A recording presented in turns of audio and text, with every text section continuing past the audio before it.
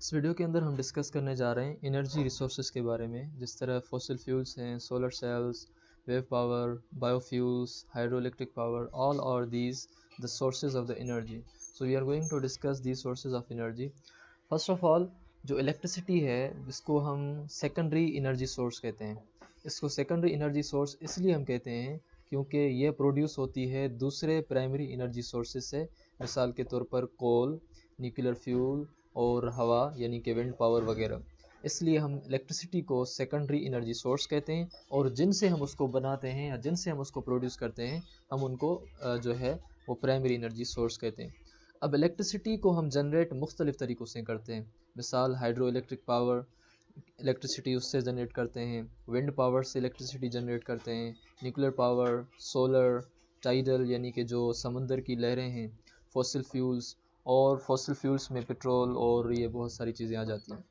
अब जो इलेक्ट्रिसिटी है हम उसको सेकेंडरी एनर्जी सोर्स तो कहते हैं और प्राइमरी एनर्जी सोर्स से बनती है इस वजह से.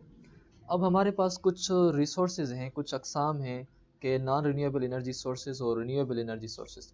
अब नॉन रिन्यूएबल एनर्जी सोर्सेज के अंदर क्या होता है कि हमारे वो नॉन रिन्यूएबल एनर्जी सोर्सेज वो हैं जिस तरह कोल है, ऑयल है और नेचुरल गैस. ये सारे के सारे फॉसिल फ्यूल्स के बने हुए हैं. अरबों खरबों साल पहले जब ज़मीन में दरख्त दफन हो गए और उन दरख्तों से या उन इंसानों के हड्डियों से या उन इंसानों के घिसलने से या फॉसिल फ्यूल से जो हमें कोयला मिला, जो हमें ऑयल मिला, नेचुरल गैस मिला, उन सब को हम मिला के फॉसिल फ्यूल कहते हैं. न्यूक्लियर फ्यूल्स हैं जिस तरह यूरेनियम है, प्लूटोनियम है.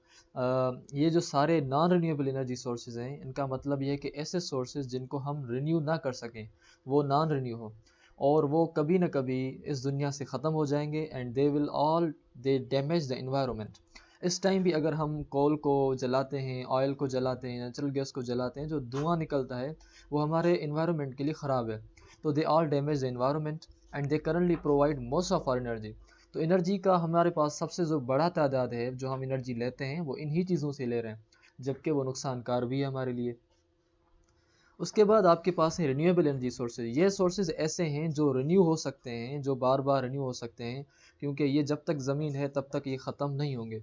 लेकिन ये कोल ख़त्म हो सकता है, ऑयल ख़त्म हो सकता है ज़मीन से, नेचुरल गैस ख़त्म हो सकता है, लेकिन रिन्यूएबल सोर्सेज ख़त्म नहीं हो सकते. जिस तरह विंड है, हवा, हवा कभी ख़त्म नहीं होगी.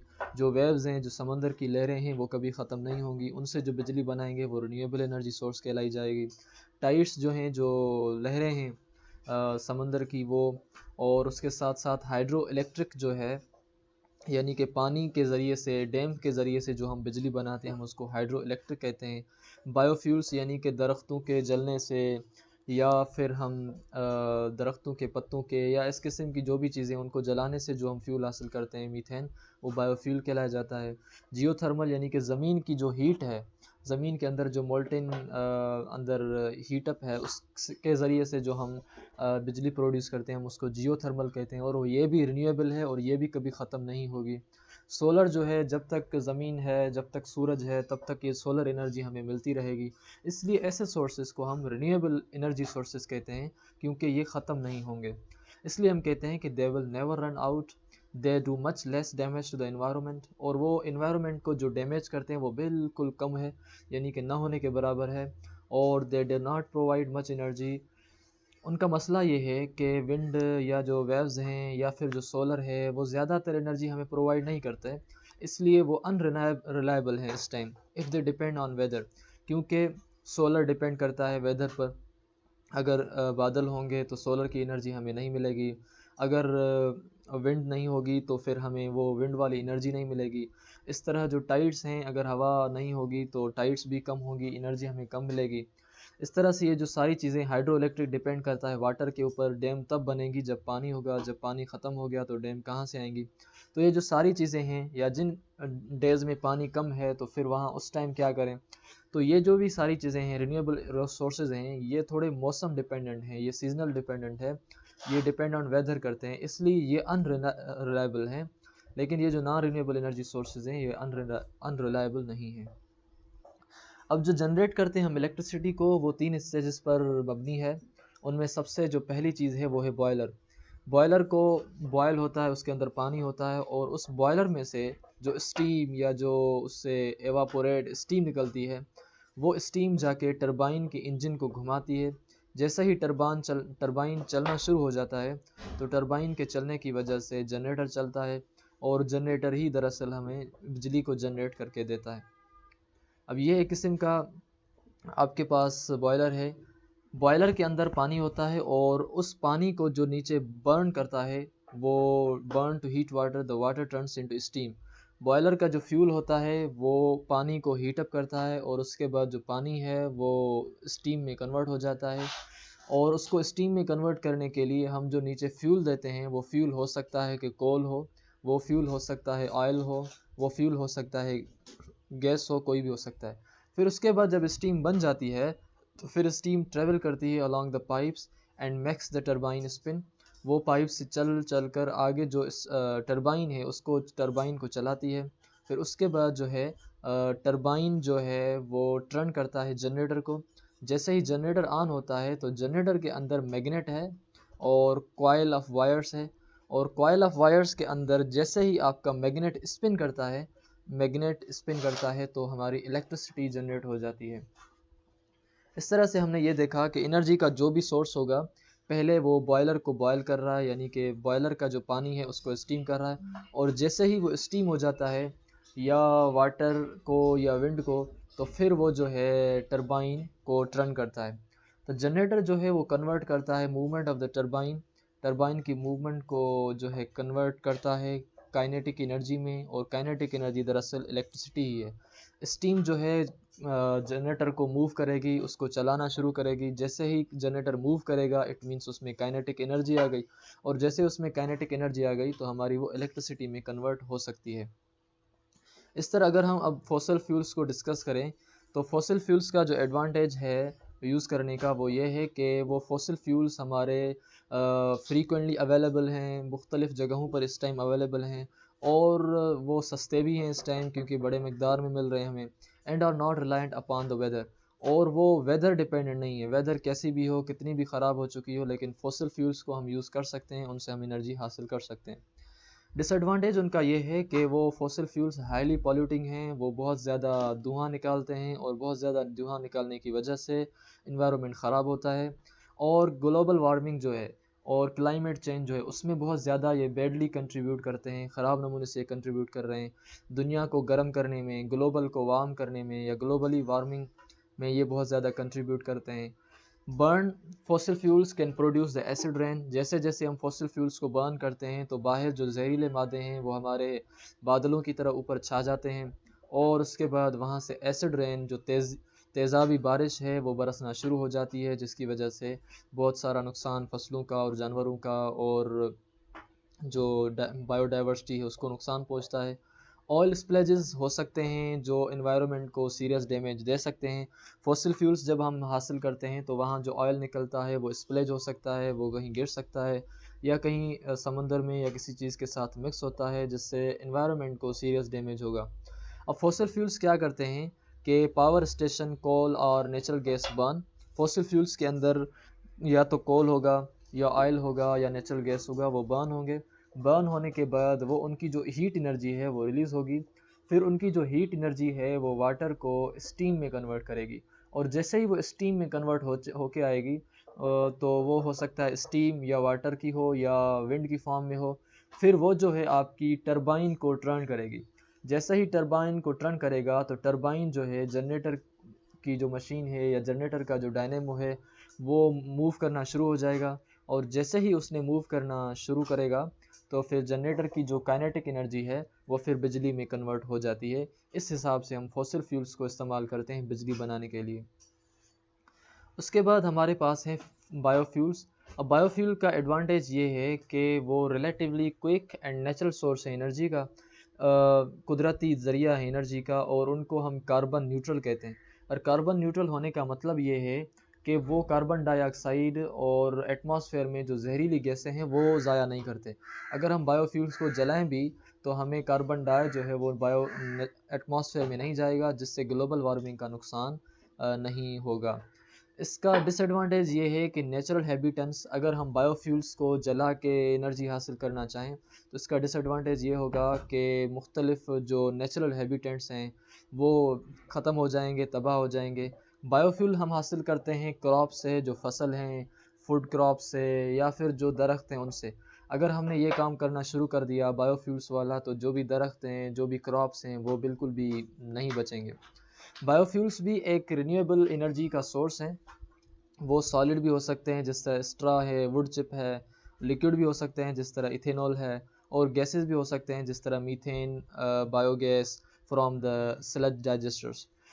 हम क्या करते हैं कि बायोफ्यूल्स को हम बर्न करते हैं, और बर्न होने के बाद जो हीट एनर्जी होती है वो हम वाटर को देते हैं, और वाटर जो है वो स्टीम में कन्वर्ट होता है। और जैसे ही वाटर की स्टीम टरबाइन की तरफ आती है तो फिर वो टरबाइन को मूव करती है। फिर जैसे ही टरबाइन मूव होता है तो वहाँ इलेक्ट्रिसिटी हमारी जनरेट हो जाती है। इस हिसाब से बायोफ्यूल्स हमारे स्टीम में आ गए। स्टीम में वाटर को स्टीम में कन्वर्ट किया, फिर उसके बाद उसने जनरेटर पे आ गया, और यूँ हमें इलेक्ट्रिसिटी जनरेट होके मिलती है। दूसरा हमारे पास जो टाइप है या जो फॉर्म है एनर्जी का, वो है हमारे पास न्यूक्लियर एनर्जी। अब न्यूक्लियर एनर्जी जो है वो न्यूक्लियर फिशन उसके अंदर होता है, जिसके अंदर हम एटम्स को स्प्लिट करते हैं दो हिस्सों में, ताकि न्यूक्लियर फ्यूल हम स्प्लिटिंग जो हम एटम को करते हैं न्यूक्लियर फ्यूल के अंदर, जिस तरह यूरेनियम है। अब यूरेनियम एक फ्यूल है जो हम उसके अंदर डालते हैं। अब यूरेनियम का हर एक यूरेनियम एटम हम उसको स्प्लिट करते हैं एटम को दो हिस्सों में, तो फिर उसकी वजह से एनर्जी जो है बहुत सारी रिलीज़ होती है। फ़र्ज़ करें कि अब आप यूरेनियम एटम उठाया आपने, फ़र्ज़ करें ये जो डॉट आपके सामने मूव करा ये एक यूरेनियम है। जैसे ही वो यूरेनियम इसके अंदर जाएगा तो ये यूरेनियम दो हिस्सों में स्प्लिट हो जाएगा, और इसके स्प्लिट होने से जो एनर्जी रिलीज़ होगी वही एनर्जी हम आगे चला के इसको इस्तेमाल करते हैं। उसके बाद जब ये हीटअप हो जाता है बहुत ज़्यादा, तो फिर उसके बाद हम इसको ठंडा करने के लिए वाटर को इस्तेमाल करते हैं एज अ कूलेंट। अब कूलेंट का मतलब यहाँ ये है कि हम ठंडा करने के लिए उसको जो चीज़ इस्तेमाल करेंगे वो वाटर होगा, और इससे हम टेक अवे करेंगे इसकी heat energy, which is use to produce the steam to drive a turbine which then turns the generator. उसके बाद जो हमें हीट एनर्जी मिलती है, फिर हम वो हीट एनर्जी हम लेके जाते हैं इसके पास जहाँ वाटर पड़ा होता है, और जैसे ही वो वाटर के अंदर वो हीट जाती है, या वाटर की जो स्टीम है, या जो हीट एनर्जी की जो स्टीम है, वो टरबाइन को मूव करना शुरू हो जाती है, और फिर उसको जनरेटर को टर्न करती है।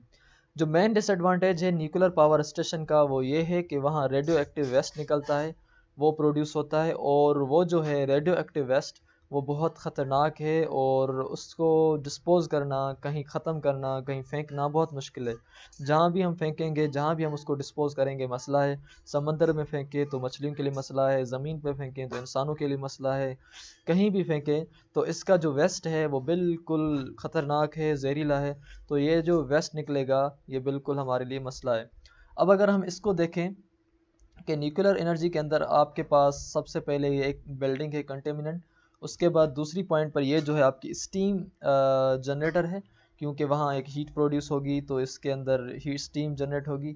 फिर उसके बाद आपकी जो 3 नंबर पे है ये स्टीम पाइप्स हैं जहाँ से आपकी जो स्टीम है वो आगे चलती जाएगी।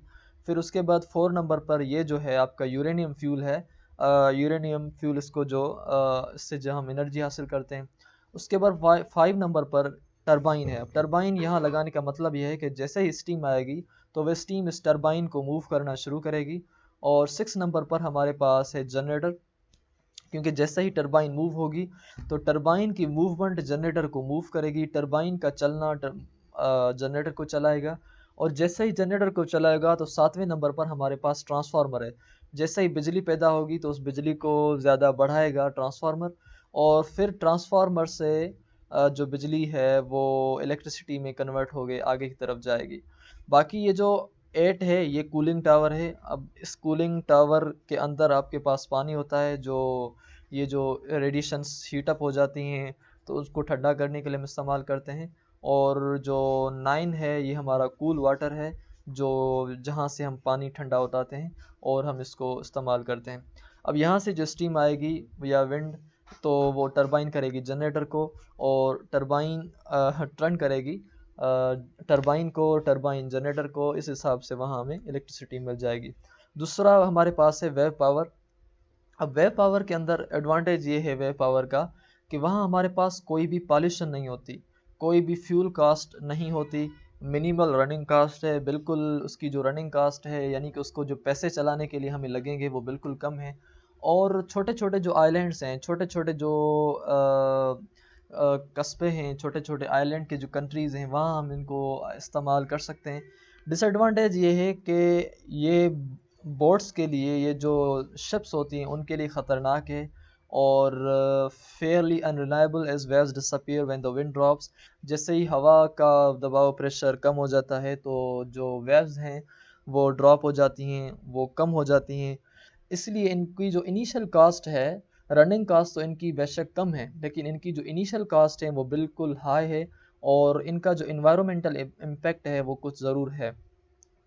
तो इनिशियल कास्ट में और रनिंग कास्ट में ये फ़र्क है कि जब एक मरतबा चल गया तो वेरी गुड, अगर लेकिन उसको चलाने से पहले जितना ख़र्चा लगेगा वो बहुत ज़्यादा है। जैसे ही वेव आपकी शोर से आती हैं तो वो प्रोवाइड करती हैं अप एंड डाउन मोशन, और up and down motion provide करने की वजह से वो डायरेक्टली जो है ड्राइव करती हैं टरबाइन को, जो लिंक होता है आपके जनरेटर के साथ। जो वेव्स हैं वो फोर्स करती हैं एयर को through the turbine, causes it to spin. और ये जैसे ही वेव आपकी चलती हैं तो आपके पास टरबाइन ये मूव होता है और टरबाइन का मूव करना जनरेटर को मूव करता है और जनरेटर से हमें बिजली मिलती है। इस हिसाब से हमें बिजली आराम से मिल जाती है। उसके बाद हमारे पास है दूसरा टाइडल पावर। अब ये जो टाइडल पावर है या टाइडल बैरेजेस हैं वो बिग डैम्स हैं, वो बड़ी डैम्स होती हैं जिनको हम बिल्ड करते हैं across river estuaries. As the tide come in it fills the estuary, इन एस्चुरीज को फिल करती हैं जैसे ही वो टाइड्स आती हैं। और जो वाटर है फिर उसके बाद रिलीज होता है, release, so that the turbines are turn to control the speed. The source of the energy is the gravity of the sun and the moon. अब ये जो टाइडल पावर है हमारा वहाँ से आता है, किस तरह आता है, ये इस तरह से आता है कि जिस तरह मून की ग्रेविटी है वो ज़मीन को अट्रैक्ट करती है, तो मून की ग्रेविटी ज़मीन को तो अट्रैक्ट पूरा नहीं कर पाती लेकिन ज़मीन पर मौजूद लहरें जो हैं उस ग्रेविटी का असर होती हैं, और लहरें जो हैं ऊपर नीचे मूव करना शुरू हो जाती हैं मून की ग्रेविटी की वजह से। इसलिए हम कह रहे हैं कि जो सोर्स है इस एनर्जी का वो gravity of the sun and the moon है। एडवांटेज ये है टाइडल पावर का कि कोई भी पॉल्यूशन हमारे पास नहीं होती और किसी भी किस्म का फ्यूल हमने इस्तेमाल नहीं करना होता इसको चलाने के लिए। मिनिमल कास्ट हैं, रनिंग मिनिमल कास्ट हैं, और टाइड्स जो हैं वो रिलायबल हैं and barrages are excellent for storing energy. Tides बिल्कुल हमारी जो है वो रीन्यूएबल हैं और उनको हम स्टोर कर सकते हैं। अब जो डिसएडवांटेज है ये है कि हज़ार्ड टू बोट्स, वो ख़तरा है जो है बोट्स के लिए, can be an eyesore. Initial cost उनकी बहुत ज़्यादा है, उनके ऊपर जो इन्वायरमेंटल इम्पैक्ट है वो भी ज़्यादा है। हाइट ऑफ द टाइड जो है वो उनकी वेरिएबल है, तो इस हिसाब से जो एनर्जी का जो इनपुट है वो कभी कभार वेरी कर सकता है। अब ये जो हाइड्रो इलेक्ट्रिक पावर है इसका जो एडवांटेज है वो ये है कि कोई किसी भी किस्म की कोई पॉल्यूशन नहीं होती और कोई भी फ्यूल कॉस्ट नहीं है, मिनिमल रनिंग कॉस्ट है और इमीडिएट जो है response to increase the demand. अगर आपकी डिमांड इंक्रीज हो गई है तो आप इस पानी का प्रेशर या कभी भी आप इसको बड़ा घटा सकते हैं। और फेयरली रिलायबल है, जो हाइड्रो इलेक्ट्रिक पावर है ये बिल्कुल आजकल जो हमारी सबसे ज़्यादा इलेक्ट्रिसिटी है वो इस हाइड्रो इलेक्ट्रिक पावर से ही हमें मिलती है। डिसएडवांटेज या ख़तरा ये है कि flooding a valley has a big impact और इन्वायरमेंट के ऊपर with much loss of habitats. ख़तरा होता है जहाँ भी हम डैम बनाते हैं तो जो हैबिटेट्स है उनका बहुत ज़्यादा लॉस होता है। इनिशियल कॉस्ट डैम बनाने की बहुत ज़्यादा हाई होती हैं और adversely affected during times of draft. जिस टाइम ड्राफ्ट होती है, जिस टाइम पानी की किल्लत होती है, जिस टाइम पानी कम होता है, उन दिनों में बहुत ज़्यादा अफेक्ट हो सकता है। इसका भी तरीक़ेकार ये है कि वाटर जैसे ही इनटेक होगा, ये पूरी डैम है और डैम के पीछे जो पानी है इसको हम रिजर्वायर कहते हैं। वाटर इनटेक हुआ, डैम के अंदर आया, उसने टरबाइन को मूव किया, जैसे ही टरबाइन मूव हुआ तो फिर इसके मूव करने से ही हमें एनर्जी मिली और यहाँ एनर्जी का जनरेटर हमारे पास लगा हुआ है। फिर जनरेटर से हमारे पास बिजली बनी, जो इलेक्ट्रिसिटी बनी वो हम पावर लाइन्स के थ्रू आगे बेचते रहते हैं। अब ये जो जियो थर्मल एनर्जी है इसका एडवांटेज ये है कि ये बिल्कुल फ्री है और ये रिन्यूएबल एनर्जी सोर्स है और किसी भी किस्म का जो रियल इन्वायरमेंटल प्रॉब्लम है इससे नहीं होता। एडवांटेजेस जो हैं वो cost of drilling down several kilometres to the hot rocks. अब डिसएडवांटेज ये है कि हमें इस एनर्जी को हासिल करने के लिए हम बहुत सारे किलोमीटर्स हॉट रॉक्स के अंदर ड्रिल करना होता है, तभी हम जाके वहाँ जियोथर्मल एनर्जी को हासिल कर पाते हैं। अब ये इस तरह होता है कि ये वहाँ यूज़ होगी जहाँ आपके हॉट रॉक्स हों और बिल्कुल सरफेस के करीब हों। कोल्ड वाटर को हम क्या करते हैं कि हॉट रॉक्स के अंदर हम इन पाइप्स को डाल के फिर हम कोल्ड वाटर के पाइप इनके अंदर डालते हैं, और जैसे ही cold water in hot rocks के अंदर जाता है तो वो बिल्कुल गर्म हो जाता है, और वो कोल्ड वाटर फिर स्टीम होके वापस आता है। और जैसे ही कोल्ड वाटर स्टीम होके वापस आता है तो फिर वही स्टीम तो हमारे काम की है। तो unfortunately there are very few places where this is an economic option. बहुत कम जगह हैं जहां हम जियोथर्मल एनर्जी को हासिल कर सकते हैं, हर जगह ये हम एनर्जी हासिल नहीं कर सकते। अब ये जो हमने स्टीम यहाँ भेजी इन हॉट रॉक्स के अंदर, वो स्टीम हमें यहाँ मिलेगी, फिर स्टीम टरबाइन को चलाएगी, टरबाइन जनरेटर को, और जनरेटर फिर हमें जो है बिजली देगा जो कि हमें आगे काम आएगी। फिर उसके बाद आपके पास सोलर सेल्स हैं। सोलर सेल्स का जो एडवांटेज है, कोई भी पॉल्यूशन नहीं है, वो बहुत रिलायबल सोर्स हैं सनी कंट्रीज़ में, स्पेशली जहाँ ऐसे कंट्रीज़ जहाँ सूरज निकलता हो, और एनर्जी जो है वो बिल्कुल इनकी फ्री है, और रनिंग कास्ट उनकी बिल्कुल ऑलमोस्ट निल है। रनिंग कास्ट जब एक मरतबा आपने इंस्टॉल कर दिए तो रनिंग कास्ट उनकी नहीं है, ना उनको ऑयल देना पड़ता है, ना उनको रिन्यू करना पड़ता है, दे रन फ्रीली। डिसएडवांटेज ये है कि इनिशियली इनको इंस्टॉल करना वेरी एक्सपेंसिव है, और इनकी नाउ अडेज जो टेक्नोलॉजी है वो डेवलपिंग टेक्नोलॉजी है। और दूसरा नुकसान ये है कि सिर्फ़ और सिर्फ इलेक्ट्रिसिटी हम इनके थ्रू डे टाइम ही प्रोड्यूस करते हैं, और नाइट टाइम इलेक्ट्रिसिटी हम प्रोड्यूस नहीं कर सकते। इसके ज़रिए से हमें कोई भी स्टीम हासिल नहीं करनी होती, न इसके ज़रिए से हमने कोई जनरेटर चलाना होता है, बल्कि ये डायरेक्ट हमें सोलर सेल एनर्जी देता है। अब सोलर सेल जो है इलेक्ट्रिसिटी को जनरेट करता है सनलाइट के through. Solar cells usually used to provide electricity on a relatively small scale. बिल्कुल एक स्मॉल स्केल के ऊपर हम उनसे बिजली इस्तेमाल कर सकते हैं, जिस तरह इंडिविजुअल हाउसेस हो गए, ऑफिसेस हो गई, या आजकल सोलर सेल्स के फार्म भी डेवलप हो रहे हैं, मगर इनके बहुत सारे फार्म्स बना के उनको नेशनल ग्रिड के साथ कनेक्ट करना बहुत एक्सपेंसिव है। अब अगर हम इसकी वर्किंग पढ़ें तो जैसे ही सनलाइट इस सोलर पैनल के ऊपर लगती है तो सोलर पैनल के जो ये सोलर सेल्स हैं, ये जो छोटे छोटे सेल्स हैं, इनके अंदर जैसे ही वो फोटोन यानी कि लाइट के इस हर रे को हम फोटोन कहते हैं, जैसे ही फोटोन गिरता है तो उसके अंदर सेल के अंदर जो इलेक्ट्रॉन्स हैं वो डिस्टर्ब होते हैं। इलेक्ट्रॉन्स वो फोटोन वाली एनर्जी लेके इलेक्ट्रॉन्स आगे की तरफ भागते हैं, और जैसे ही भागते हैं तो फिर हमें वो यहाँ से निकलते हैं वायर से, फिर हमें वो एनर्जी देते हैं। इस हिसाब से हमें जाके सोलर सेल से एनर्जी मिलती है। दूसरा है सोलर पैनल। अब सोलर सेल्स में और सोलर पैनल्स में फ़र्क है। सोलर पैनल्स ऐसे होते हैं कि सोलर पैनल से हम कोई इलेक्ट्रिसिटी हासिल नहीं कर पाते।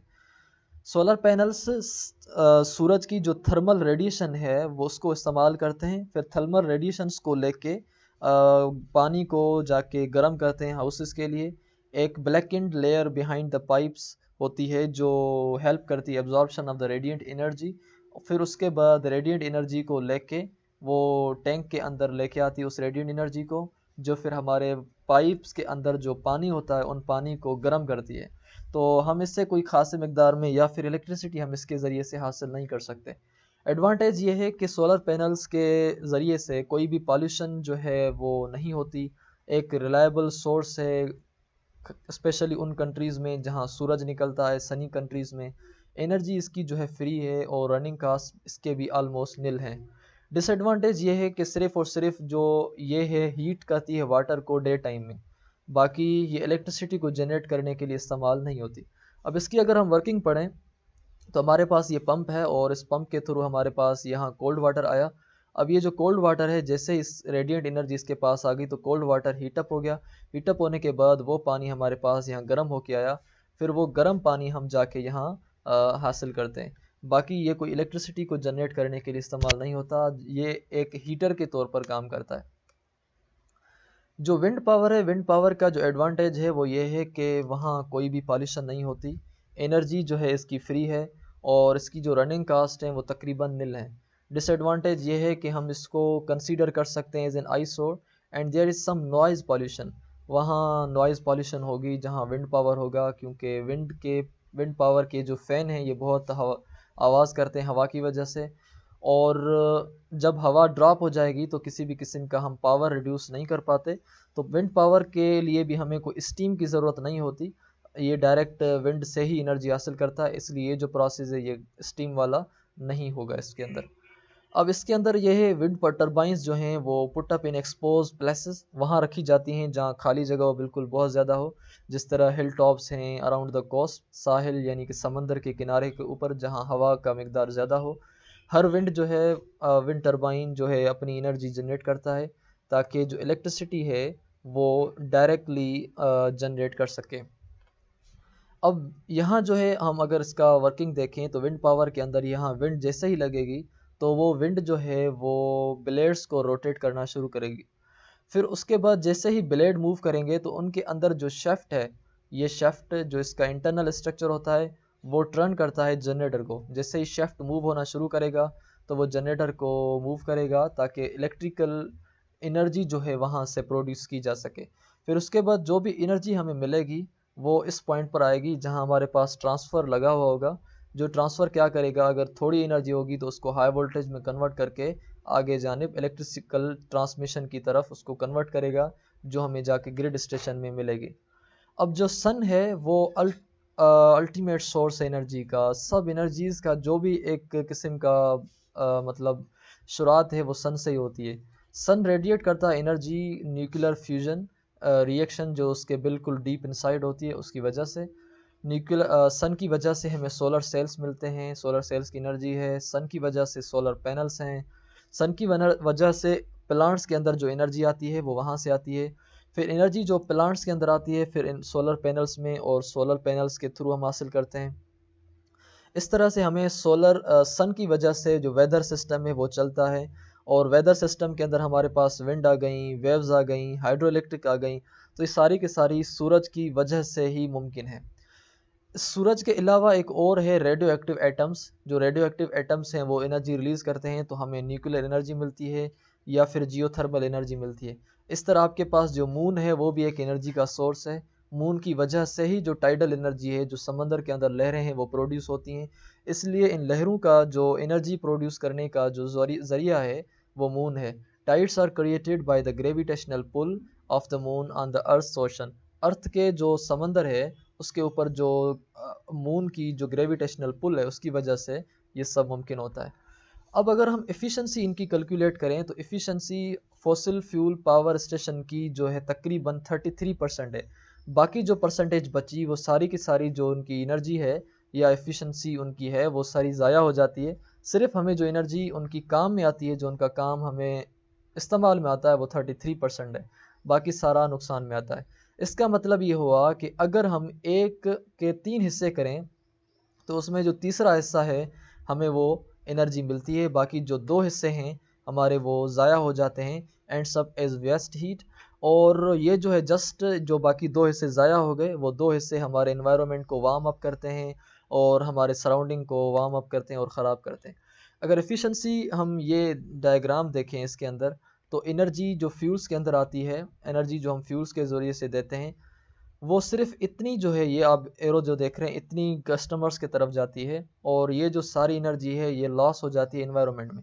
अब ये जो एनर्जी कस्टमर्स की तरफ जाती है उसमें भी कुछ एनर्जी जो है हम ग्रिड स्टेशन में इस्तेमाल करते हैं, और कुछ एनर्जी ट्रांसमिशन के अंदर यानी कि जो ट्रांसमिशन की वायर्स हैं उनके अंदर लॉस हो जाती है। बाकी जो बचती है वो कस्टमर्स को डिलीवर होती है। अब एफिशिएंसी हम इस तरह से लेते हैं कि जो हमें एनर्जी मिली और हम उसको डिवाइड करते हैं जो एनर्जी टोटल इनपुट थी, मल्टीप्लाई हम 100 के साथ करेंगे तो हमें एफिशिएंसी की परसेंटेज मिल जाती है। फ़र्ज़ करें कि आपके पास 100 जूल एनर्जी का है और 100 जूल एनर्जी का जो है हीट लॉस हो गया बहुत ज़्यादा। उसमें से जो कस्टमर के साथ पहुंची है पास वो 372 जूल है। तो हम इसकी एफिशिएंसी इस तरह से निकालेंगे कि जो कस्टमर के साथ पहुंची है, के पास पहुंची है, उसको हम लिखेंगे 372 ऊपर, और जो टोटल एनर्जी थी हम उसको लिखेंगे एनर्जी इनपुट यानी कि डाउन में, मल्टीप्लाई 100 के साथ करेंगे तो हमें परसेंटेज मिली 37.2। ये एनर्जी है जो हमें काम आती है, बाकी जो भी एनर्जी है वो सारी की सारी वेस्ट हो जाती है। अब इफ़िशेंसी हम एनर्जी की भी लेते हैं और इफ़िशेंसी हम पावर आउटपुट और अपॉन पावर इनपुट की भी लेते हैं। तो ये दोनों फार्मूले हमें इन दोनों इक्वेशन से अवेयर होना चाहिए। In the next video we will discuss about the work and power.